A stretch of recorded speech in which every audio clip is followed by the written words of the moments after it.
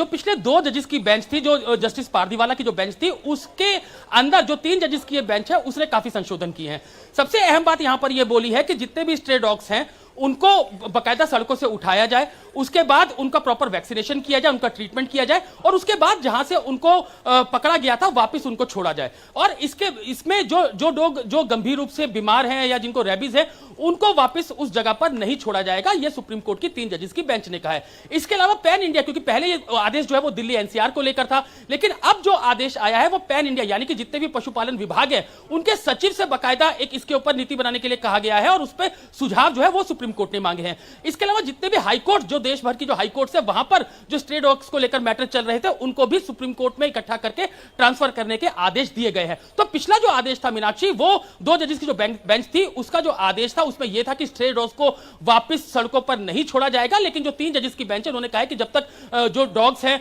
उनको रेबीज ना हो, अगर उनको रेबीज है या फिर वो गंभीर रूप से बीमार है तभी उनको जो शेल्टर होम है वहां पर रखा जाएगा, उनका जो है वो ट्रीटमेंट वहां पर किया जाएगा। लेकिन बाकी पॉलिसी की बात कही गई है, देखिए कोर्ट हमेशा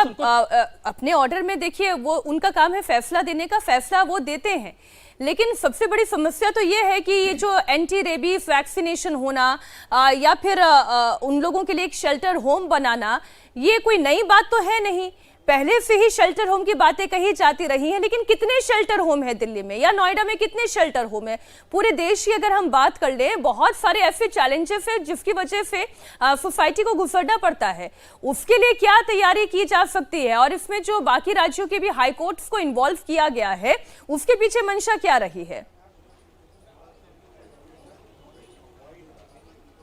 बिल्कुल, देखिए सुप्रीम कोर्ट ने एक बात और साफ कही है कि जो स्ट्रे डॉग्स पकड़े जाएंगे उनको कोई भी अगर उसका विरोध करता है, तो अगर कोई शख्स उसका विरोध करता है तो उस पर 25,000 रुपए जुर्माना है। अगर कोई एनजीओ इसका विरोध करती है, जो स्ट्रे डॉग सड़कों से हटाए जाएंगे, तो उस पर 2 लाख रुपए तक का जुर्माना जो है वो किया जाएगा। तो सुप्रीम कोर्ट ने कहीं ना कहीं ये कहा है कि स्ट्रे डॉग जो है उनको हटाया जाएगा, लेकिन उसका प्रॉपर वैक्सीनेशन करने के बाद उनको वापस सड़कों पर उसी जगह पर रखा जाएगा। लेकिन वो डॉग्स जिनको रेबीज है या फिर वो गंभीर रूप से बीमार है उनको नहीं छोड़ा जाएगा। पिछली बार जब 2 जजेस की बेंच थी उसमें लगातार जो कई एनजीओ या जो डॉग लवर्स है वो सवाल उठा रहे थे मीनाक्षी कि आखिर इतने शेल्टर होम पूरे एनसीआर के अंदर कहां हैं, आखिर इन जो स्ट्रे डॉग्स है उनको कहां रखा जाएगा, और अगर इन डॉग्स को ऐसे शेल्टर होम बनाकर उनको रखा जाता है तो निश्चित रूप से वो और आक्रामक हो जाएंगे। देखना ये होगा कि सुप्रीम कोर्ट ने तो बड़ा फैसला सुना दिया है, लेकिन इसका पालन कैसे होगा, इसे ग्राउंड पर कैसे उतारा जाएगा। शुक्रिया आपका अतुल तमाम जानकारी के लिए। अब आइए बात कर लेते हैं बिहार की।